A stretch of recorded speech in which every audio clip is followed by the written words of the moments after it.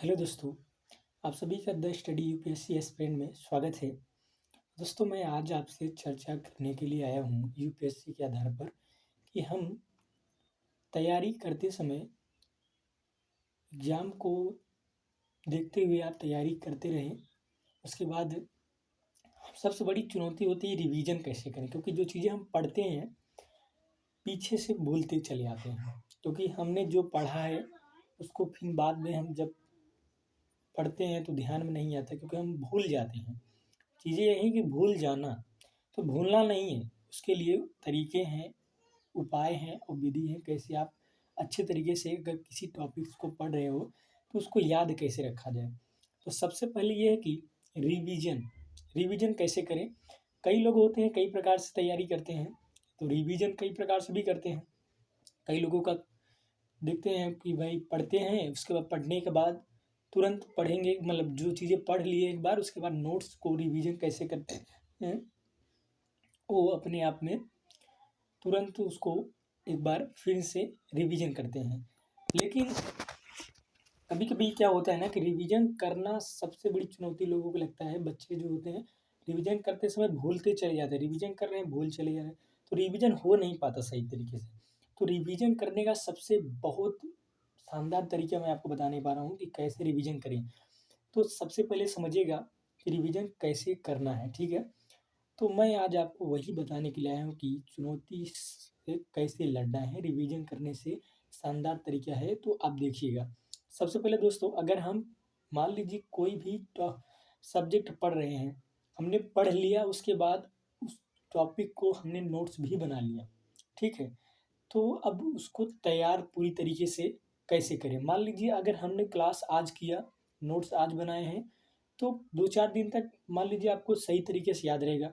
लेकिन आप दोबारा फिर कुछ दिनों के बाद देखेंगे आप भूल जाते हैं। तो सबसे उसके लिए मतलब बेहतर तरीका ये है कि जब आप रिवीजन करने बैठें, तो रिवीजन किस प्रकार से करना है मैं वो आपको बताने वाला हूँ। तो सबसे पहले आप जब किसी टॉपिक को पढ़ें, सबसे पहले ध्यान दीजिएगा, नोट्स अपना उसके बनाइए। नोट्स बनाना बहुत ज़रूरी है।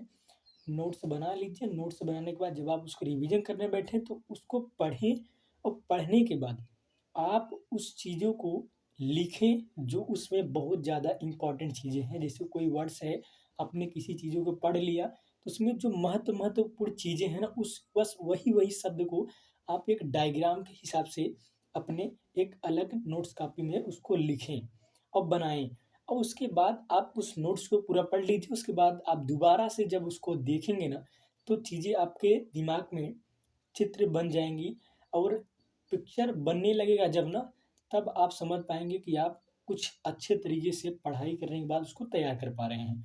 और जब तक दिमाग में आपके पिक्चर नहीं बनेगा, तब तक आप अच्छे तरीके से उसको याद ही नहीं कर पाएँगे। लेकिन क्योंकि ये सब चीज़ें हैं, तो तैयार करेंगे, क्योंकि आपको कुछ लंबे समय तक याद रखना है, ठीक है? क्योंकि एग्ज़ाम में आपको विचार और सोच कर लिखना होता है, तो इसलिए तैयार करना और याद रखना बहुत इम्पोर्टेंट हो जाता है। तो मैं वही बता रहा हूँ कि जब आप किसी नोट्स को पढ़ें, पढ़ते समय उसमें जो-जो आपको इम्पोर्टेंट चीज़ें, जो-जो लाइन लगे, उसको आप एक डायग्राम के हिसाब से उसको बनाइए, ठीक है? लिख लीजिए। लिखने के बाद दोस्तों क्या करना है आपको, आप जब फिर कभी उस नोट्स को रिवीजन करेंगे ना, तो उस जो आपने डायग्राम बनाए हैं, उस डायग्राम को आप देखेंगे, और नोट्स को जब आप देखेंगे ना, तो सारा चीज़ें आपके दिमाग में पिक्चर सा बनने लगेगा, और आप बेहतर तरीके से रिवीजन कर पाएँगे। ये सबसे शानदार तरीका है। इसीलिए अगर आप रिवीजन करना चाहते हैं, तो बेहतर तरीका यही है, ठीक है? और अब कई लोग कई प्रकार से रिवीजन करते हैं, लेकिन अगर अच्छे तरीके से आपको याद रखने लंबे समय तक, तो मेरे हिसाब से लगता है कि आप रिवीजन करते समय जो-जो इम्पोर्टेंट चीज़ें आपको दिखे, उसको एक अलग कॉपी में आप उसको लिख लीजिए। और फिर जब आप रिवीजन पुनः जब करें, तो उस नोट्स में जो आपने डायग्राम बना के रखा है, उसको भी सामने रखें, और उसके बाद पढ़ने के बाद तब आप देखेंगे, तो आप बहुत अच्छा उसको समझ पाएँगे, और आपके दिमाग में कुछ लंबे समय तक याद रहेगा, और उसपे आप कई पॉइंट्स लिख पाएँगे, विचार आपके अंदर आने लगेंगे तब।